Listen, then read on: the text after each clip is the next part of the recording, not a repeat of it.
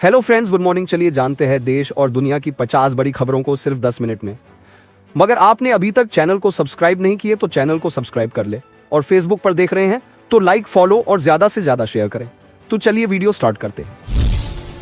Bharatiya Janata party Bhajpa 26 जनवरी यानी गणतंत्र दिवस से पहले संविधान के प्रति सम्मान और उसके मूल्य को बढ़ावा देने के लिए एक पखवाड़े तक चलने वाला अभियान शुरू करेगी।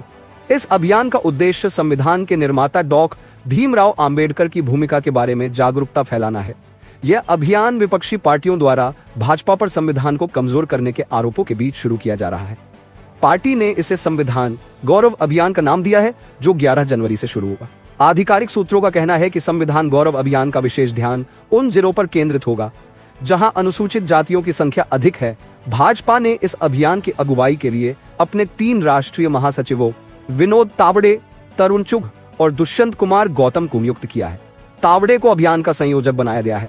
पार्टी पूरे देश में 50 से अधिक कार्यक्रमों का आयोजन करेगी और स्थानीय स्तर पर भी कई कार्यक्रम होंगे।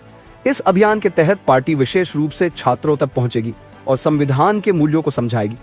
पार्टी के नेताओं का कहना है कि अभियान में डॉक्टर अंबेडकर के योगदान को भी प्रमुखता से उजागर किया जाएगा। मोदी सरकार ने हमारा संविधान हमारा स्वाभिमान के टैगलाइन के साथ संविधान की 75वीं वर्षगांठ के मौके पर एक अन्य अभियान भी शुरू किया है। भारत सीमा पार व्यापार के लिए स्थानीय मुद्राओं के उपयोग को बढ़ावा देने की रूपरेखा को अंतिम रूप दिया। केंद्रीय विदेश मंत्री एस जयशंकर ने आश्वासन दिया कि भारत हमेशा द्वीप राष्ट्र के साथ खड़ा रहेगा।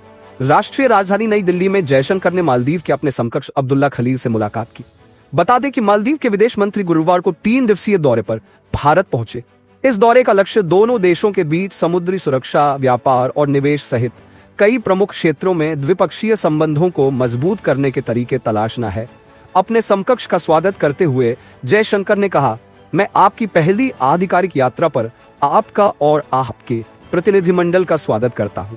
मैं नए साल की भी बधाई देता हूं और मैं ये कहना चाहूंगा कि आप मेरे पहले विजिटर हैं, इसलिए आपका दोगुना स्वागत है।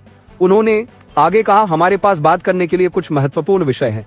इसके अलावा और भी बहुत कुछ है जो हमें करने की आवश्यकता है। मैं देख रहा हूं कि सीमा पार लेन देन के लिए स्थानीय मुद्राओं के उपयोग को बढ़ावा देने की रूपरेखा पर हस्ताक्षर किए गए हैं। कांग्रेस ने एक बार फिर केंद्र पर निशाना साधा। उन्होंने शुक्रवार को जीएसटी के नए आंकड़ों को निराशाजनक बताया। साथ ही सरकार से पॉपकॉर्न पर टैक्स लगाने के बजाय अर्थव्यवस्था की जटिलताओं पर ध्यान केंद्रित करने की अपील की। कांग्रेस के संचार मामलों के महासचिव जयराम रमेश ने सोशल मीडिया मंच एक्स पर एक पत्र साझा किया। उन्होंने जीएसटी के नए आंकड़ों पर इसमें कहा, भारत कम खपत, कम निवेश, कम विकास, कम मजदूरी के खतरनाक चक्र में फंसा हुआ है।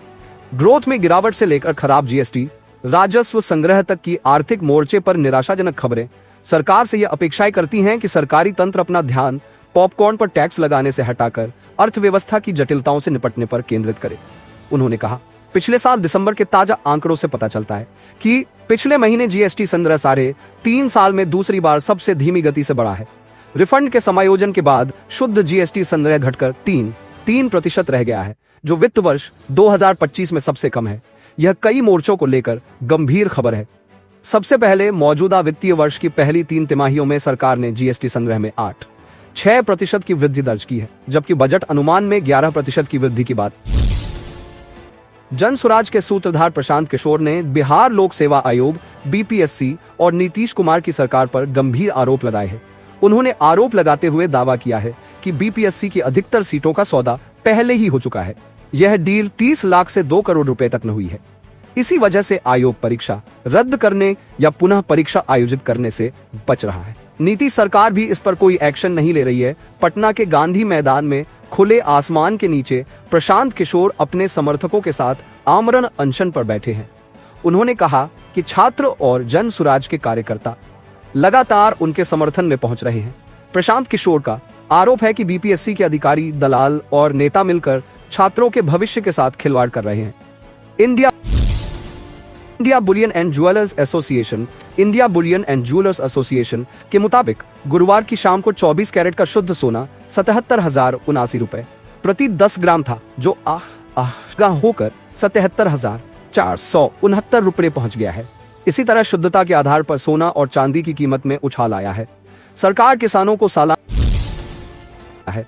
सरकार किसानों को सालाना 6,000 रुपए की आर्थिक मदद देती है।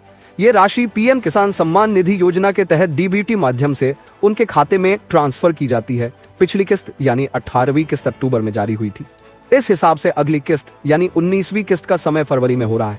इसलिए माना जा रहा है कि फरवरी महीने में 19वीं किस्त जारी हो सकती है। बता दें कि पिछले साल 16वीं किस्त 28 फरवरी को जारी हुई थी, इसलिए यह भी माना जा रहा है कि इसी तारीख को 19वीं किस्त भी जारी हो सकती है। हालांकि आधिकारिक तौर पर अभी ऐसी कोई जानकारी सामने नहीं आई है, लेकिन 19वीं किस्त के 4 महीने का समय फरवरी में पूरा हो। दिल्ली में होने जा रहे विधानसभा चुनाव को लेकर राष्ट्रीय राजधानी का सियासी पारा हाई है। सभी राजनीतिक दलों ने प्रचार प्रसार शुरू कर दिया है और आरोप प्रत्यारोप का दौर जारी है। इस क्रम में प्रधानमंत्री नरेंद्र मोदी ने शुक्रवार को दिल्ली के अशोक विहार में झुग्गी बस्ती में रहने वाले 1,675 परिवारों को स्वाभिमान फ्लैट्स की चाबी सौंपी। इन फ्लैट्स को झुग्गी बस्ती के स्थान पर ही बनाया गया है। इस दौरान पीएम मोदी ने जमकर आम आदमी पार्टी सरकार पर निशाना साधा। अब प्रधानमंत्री मोदी और बीजेपी पर दिल्ली के पूर्व सीएम और आम आदमी पार्टी के राष्ट्रीय संयोजक अरविंद केजरीवाल ने पलटवार किया है। केजरीवाल ने प्रेस कॉन्फ्रेंस कर कहा कि आज प्रधानमंत्री मोदी दिल्ली आए थे। उन्होंने लगभग 43 मिनट का भाषण दिया, जिसमें से उन्होंने 39 मिनट केवल दिल्ली के लोगों को और उनके द्वारा चुनी गई सरकार को बहाली देने का काम किया। 2015 में दिल्ली के लोगों ने 2 सरकारें चुनी थी। दिल्ली हॉफ स्टेट है। दिल्ली में लोग 2 सरकारें चुनते हैं। कुछ मुद्दे एक सरकार के अंतर्गत आते हैं, कुछ दूसरी सरकार के अंतर्गत। उन्होंने कहा कि दिल्ली के लोगों ने 2 सरकारें चुनी थी, केंद्र में बीजेपी की और दिल्ली में आम आदमी पार्टी की सरकार। इसको 10 साल हो गए हैं। इन 10 सालों में आप सरकार ने कितने काम किए, अगर हम गिनाने लगे तो कई घंटों तक मैं काम गिना सकता हूं। लेकिन जो दूसरी सरकार है यानी बीजेपी की केंद्र सरकार, उसने 10 साल में एक भी ऐसा काम नहीं किया जो प्रधानमंत्री अपने 43 मिनट के भाषण में गिना सके। कोरोना वायरस का दुख अभी कम भी नहीं हुआ था कि चीन में अब एक नए वायरस की पहचान की गई है। भारतीय स्वास्थ्य मंत्रालय के तहत काम करने वाला नेशनल सेंटर फॉर डिजीज इस पर नजर बनाए हुआ है। कोरोना की तरह यह भी एक मौसमी वायरस माना जा रहा है, जिसे एनटीवी या एनपीवी या ह्यूमन मेटाप्नेमोवायरस नाम दिया गया है। एनसीडीसी ने कहा, हम हालात पर बराबर नजर बनाए हुए हैं, जानकारी जुटाई जाएगी और उसके हिसाब से आगे का अपडेट दिया जाएगा। सूत्रों का कहना है कि दिसंबर 16-22 के आंकड़ों में देखा गया कि सांस संबंधी वायरस जैसे कि मौसमी influenza, rhino virus, respiratory syncytial virus, RSV और एचआईवी के मामलों में हाल ही में बढ़ोतरी देखी गई है। हालांकि इस साल चीन में सांस संबंधी बीमारियों के उपाय और इसके लेवल पिछले साल की तुलना में कम है। मसलन आने वाले समय में चीन और इसके आसपास के देशों में सर्दियों के दौरान सांस संबंधी समस्याएं बढ़ेंगी। महाराष्ट्र के बीड़ में सरपंच हत्या मामले को लेकर सत्ता पक्ष और विपक्ष में तनातनी जारी है। विपक्ष इस मामले में राकांपा नेता धनंजय मुंडे को कैबिनेट से हटाने की मांग कर रहा है। धनंजय मुंडे महाराष्ट्र के खाद्य, नागरिक आपूर्ति और उपभोक्ता संरक्षण मंत्री है। इस बीच भाजपा विधायक सुरेश दास ने शुक्रवार कहा कि राकांपा नेता धनंजय मुंडे को इस मामले में आरोप पत्र दाखिल होने तक बिना मंत्री के रूप में राज्य मंत्रिमंडल में बने रहना चाहिए। दरअसल सरपंच हत्या और जिब्रन वसूली के मामले में गिरफ्तार वाल्मीकि कराड़ को धनंजय मुंडे का करीबी बताया जा रहा है। बता दें कि हत्या के 22 दिन बाद जबरन वसूली के केस में कराड़ ने राज्य अपराध जांच विभाग सीआईडी के समक्ष खुद को सरेंडर कर दिया था। राकांपा नेता धनंजय मुंडे ने गुरुवार को आश्वासन दिया कि इस मामले में एक मंत्री के तौर पर उनकी तरफ से कोई दबाव नहीं डाला जाएगा। एक प्रेस कॉन्फ्रेंस को संबोधित करते हुए भाजपा विधायक सुरेश दास ने हत्या और जबरन वसूली मामलों की जांच कर रहे विशेष जांच दल एसआईटी में कुछ सदस्यों को शामिल करने पर सवाल उठाया। भाजपा नेता ने कहा, एक सदस्य है जिसे आरोपी वाल्मीकि कराड़ ने गढ़चिरौली से स्थानांतरित किया था। कुछ लोगों का कराड़ के साथ संबंध है। मुझे वरिष्ठ अधिकारियों से कोई दिक्कत नहीं है, लेकिन जूनियर कर्मचारियों से मुझे दिक्कत है। मैंने मुख्यमंत्री को इसकी जानकारी दे दी है। वे इसकी के पूर्व उप मुख्यमंत्री मनीष सिसोदिया केवल अरविंद केजरीवाल के सबसे भरोसेमंद साथी ही नहीं है, वे उस दिल्ली मॉडल के सबसे अहम किरदार भी हैं जिनके सहारे आम आदमी पार्टी अपनी राजनीति चलाती है। आम आदमी पार्टी उन्हें दिल्ली की शिक्षा क्रांति के हीरो के तौर पर पेश करती है, लेकिन इस बार उनकी जीत में बड़ा रोड़ा बनकर उभरे हैं। जन्मपुरा विधानसभा सीट पर कांग्रेस के उम्मीदवार फरहाद सूरी दिल्ली के पूर्व मेयर भी रह चुके हैं और विकास कार्य करने के लिए अपने क्षेत्र में जाने जाते हैं। उनका स्वयं का मानना है कि उनकी टक्कर सिसोदिया से नहीं बल्कि भाजपा से होगी। कांग्रेस की क्या संभावनाएं हैं, इसे लेकर हमारे संवाददाता ने फरहाद सूरी से विस्तृत बातचीत की। प्रस्तुत है वार्ता के प्रमुख अंश। सबसे पहले तो आपको मैं ये बताना चाहता हूं कि मेरी टक्कर भाजपा से होने वाली है। मनीष सिसोदिया जी यहां पर लड़ाई में ही नहीं है, वे तीसरे नंबर की लड़ाई लड़ रहे हैं। उनकी जमानत भी जब्त हो जाए तो मुझे आश्चर्य नहीं होगा। आप जिसे दिल्ली के शिक्षा मॉडल का हीरो कह रही है, वे शिक्षा मंत्री रहने के साथ साथ दिल्ली के शराब मंत्री भी रहे हैं। उनके शिक्षा मॉडल का असर दिल्ली में कहीं दिखाई नहीं पड़ा, लेकिन उन्होंने दिल्ली की हर गली में शराब की दुकानें जरूर खुलवा दी, और यह सबको दिखाई दे रहा है।